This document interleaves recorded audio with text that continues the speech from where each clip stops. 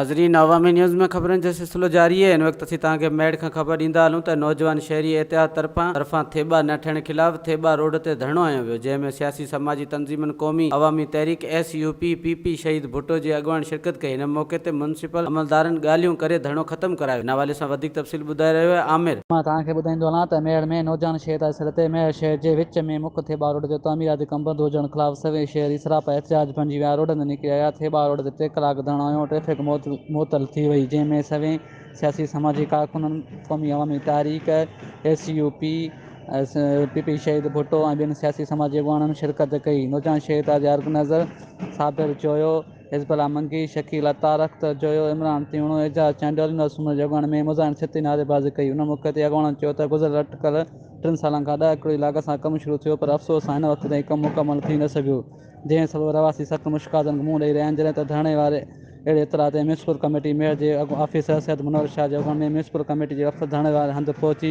अॻुवाणनि सां ॻाल्हियूं कयूं। यकीन ॾियारिया त 10 ॾींहंनि जे अंदरि थेबा रोड जो कमु शुरू करे मुकमल कयो वेंदो। अहिड़ियुनि ख़ातिरियुनि बैदि नौजवान शहर जे अॻुवाननि 10 ॾींहंनि लाइ धरणो मुलतवी करण जो ऐलान कयो। आमिर तीवणो, अवामी न्यूज़, मेयर। वधीक ख़बरनि ऐं तफ़सील लाइ विज़िट कयो अवामी news Facebook page, YouTube page ऐं अवामी न्यूज़ वेबसाइट।